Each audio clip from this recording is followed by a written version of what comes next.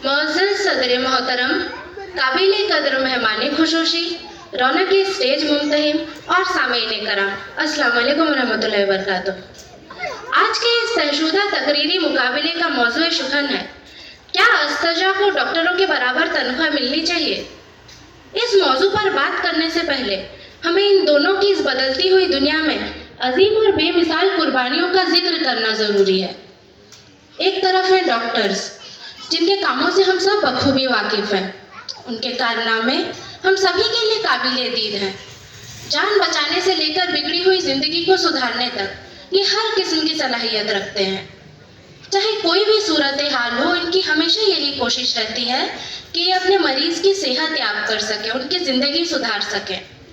आप सभी को याद होंगे कोविड के वो खौफनाक दिन, जब अपने नहीं रहे थे, एक दूसरे से डरने लगे थे। तब सिर्फ डॉक्टर्स ही थे जो इंसानियत के लिए आगे बढ़े थे। वो अपनी ज़िंदगी की परवाह किए बगैर मुआसरे के लिए चट्टान बनकर खड़े रहे।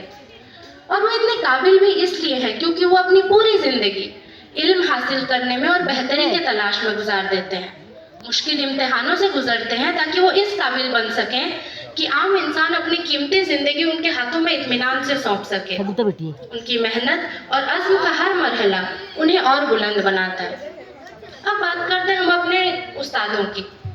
उस्ताद तालीम की वो बुनियाद है जो जहनों को तशकील करके तरक्की की तहरीक देते हैं और अपने तालिबे इल्म में पोशीदा सलाहियत की आबियारी करते हैं।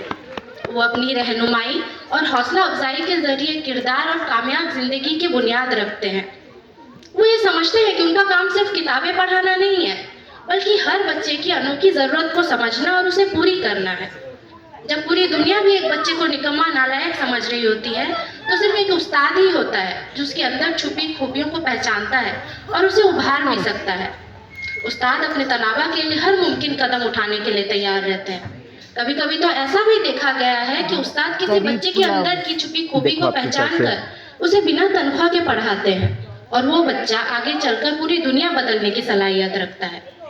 लेकिन अफसोस ये भी एक हकीकत है कि उनकी मेहनत और कुर्बानी का उन्हें वो सिला नहीं मिलता जो उनका हक है। जहाँ एक तरफ डॉक्टर्स को जिंदगी बचाने के लिए फरिश्ते तक का भी मुकाम दिया जाता है, जो कि बिल्कुल बरहक है, लेकिन एक उस्ताद जो उन्हीं डॉक्टर्स को तैयार करता है, उन्हें सिखाता है कि खून का रंग लाल क्यों है, वो अक्सर इस इज्जत और मालियाती फ़ायदे से महरूम रहता है। हमें सिखाया भी जाता है कि अपने उस्तादों की इज्जत करें, तो हम वो भी काफ़ी सरकारी तरीके से करते हैं, हमेशा ज़रूरत से कम। हमें यह समझना होगा कि अगर डॉक्टर ज़िंदगी को महफूज रखते हैं तो उस्ताद उसी ज़िंदगी को जीने का मकसूद समझाते हैं। दोनों एक दूसरे के मुकम्मिल हैं, क्योंकि सेहत के बगैर इल्म और इल्म के बगैर सेहत दोनों अधूरे हैं।